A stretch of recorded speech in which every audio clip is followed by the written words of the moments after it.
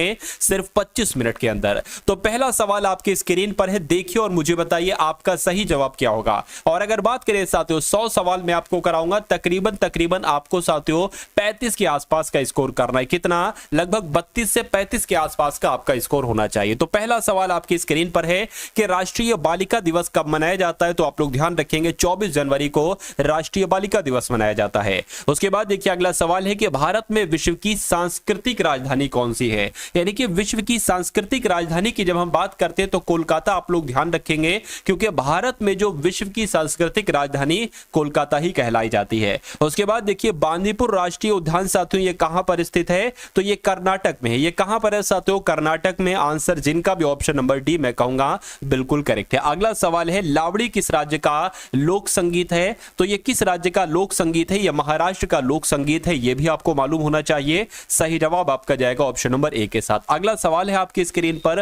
कि केरल की नाव दौड़ ये किस त्योहार की विशेषता है। तो मैं कहूंगा किस त्योहार की विशेषता है? ये तो ओणम त्योहार की विशेषता है। और ओणम त्योहार कहां का त्योहार है? केरल का त्योहार है। उसके बाद देखिए भारत के राष्ट्रगीत के रचयिता कौन है मुझे बताइए। तो बंकिम चंद्र चटर्जी की अगर बात करते हैं ना तो ये कौन है साथियों? भारत के राष्ट्रगीत के रचयिता हैं। ये बात आप लोग ध्यान रखेंगे। अगला सवाल है कि भारतीय कृषि अनुसंधान संस्थान ये कहां पर स्थित है। तो ये तो नई दिल्ली में स्थित है। जिनका भी आंसर, जो लोग भी सोच रहे थे कि ऑप्शन नंबर बी आंसर होगा, उन सभी से मैं कहता हूं कि आपका आंसर बिल्कुल करेक्ट है। अगला सवाल है आपके स्क्रीन पर कि अंतरराष्ट्रीय योग दिवस साथियों कब मनाया जाता है। तो ये सैकड़ों बार सवाल आपसे पूछा जा चुका है कि अंतरराष्ट्रीय योग दिवस कब मनाया जाता है। तो 21 जून को ही अंतरराष्ट्रीय योग दिवस मनाया जाता है। उसके बाद देखिए भारत में प्रत्येक वर्ष जो संविधान दिवस है ना, ये संविधान दिवस कब मनाया जाता है। तो 26 नवंबर की अगर बात करते हैं, 26 नवंबर को ही कौन सा दिवस मनाया जाता है साथियों? संविधान दिवस मनाया जाता है। सबसे पुराने वेद की बात चल रही है, सबसे पुराना वेद कौन सा है। तो आप लोग का आंसर अगर है ऑप्शन नंबर डी यानी कि ऋग्वेद सबसे पुराना वेद है। तो बिल्कुल साथियों ऋग्वेद ही सबसे पुराना वेद है। चलिए उसके बाद देखिए धनुर्वेद जो कि यजुर्वेद का एक उपवेद है, इसका संबंध साथियों किससे है मुझे बताइए। तो अगर बात करते हैं इसका संबंध किससे है, आप लोग ध्यान रखेंगे युद्ध के कौशल से इसका संबंध है। आंसर आपका जाएगा ऑप्शन नंबर डी के साथ। अगला सवाल है जो कौटिल्य का अर्थशास्त्र है ये हमें किसके बारे में जानकारी देता है। तो ये किसके बारे में जानकारी देता है आप लोग ध्यान रखेंगे। मौर्यकालीन, क्या मौर्यकालीन के बारे में जानकारी देता है, यानी कि मौर्य प्रशासन के बारे में जानकारी देता है अर्थशास्त्र, जो किसके द्वारा रचित है? कौटिल्य के द्वारा रचित है। उसके बाद देखिए मौर्य साम्राज्य की स्थापना किसके द्वारा की गई थी साथियों मुझे बताइए। साथियों अगर बात करें आप लोग वाकई में एसएससी जीडी, क्या एसएससी जीडी 2025 के एग्जाम को क्रैक करना चाहते हो तो इस एग्जाम फतेह नाम के इस चैनल को तुरंत सब्सक्राइब कर दीजिए। और जिन लोगों ने वीडियो को लाइक नहीं किया तुरंत वीडियो को भी साथियों लाइक कर दीजिए, क्योंकि मैं आपके लिए इस चैनल के माध्यम से इतनी मेहनत करूंगा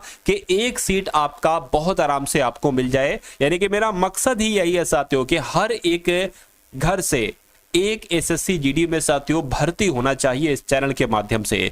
तो मैं आपको ऐसा कंटेंट लाकर दूंगा, ऐसे क्वेश्चंस लाकर दूंगा, भले मुझे उसके ऐसे क्वेश्चंस लाकर दूंगा, भले मुझे उसके लिए जितनी मेहनत करना पड़े, जितना मुझे विश्लेषण करना पड़े प्रीवियस ईयर क्वेश्चन पेपर का, या जो एग्जामिनर जो है ना ये क्वेश्चंस तैयार कर रहे हैं, क्वेश्चन पेपर जो भी हाल फिलहाल में तैयार हो रहे हैं, मैं पूरी अपनी तरफ से मेहनत करूंगा और मैं वो क्वेश्चंस आपको लाकर दूंगा जो आपके एग्जाम में आपको डायरेक्ट देखने को मिलेंगे। तो साथियों चैनल को सब्सक्राइब कर लीजिए, आपके सामने लाल कलर में लिखा होगा सब्सक्राइब, उसको क्लिक कर लीजिए और बेल आइकन जो है ना घंटे जैसा निशान उसको दबाकर ऑल पर क्लिक कर लीजिएगा ताकि आपके पास सारी नोटिफिकेशन साथियों पहुंचती रहे। देखिए मौर्य साम्राज्य की स्थापना किसके द्वारा की गई।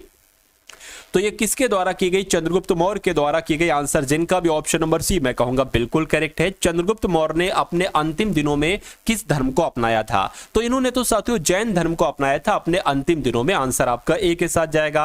भारत के भौगोलिक मानचित्र कौन तैयार करते हैं मुझे बताइए। बहुत टॉप लेवल का क्वेश्चन है साथियों। हम लोग आज की इस वीडियो में पूरी सामान्य ज्ञान के हर एक टॉपिक को टच करते हुए निकलेंगे और हर एक टॉपिक के वो क्वेश्चन देखेंगे जहां से एग्जामिनर जिन टॉपिक से आपसे सवाल करता है। क्षण की अगर बात करते हैं साथियों को, भारत के भौगोलिक मानचित्र ये भारतीय सर्वेक्षण के द्वारा ही तैयार किए जाते हैं। उसके बाद देखिए भारत और पाकिस्तान के बीच की सीमा का निर्धारण किसने किया था?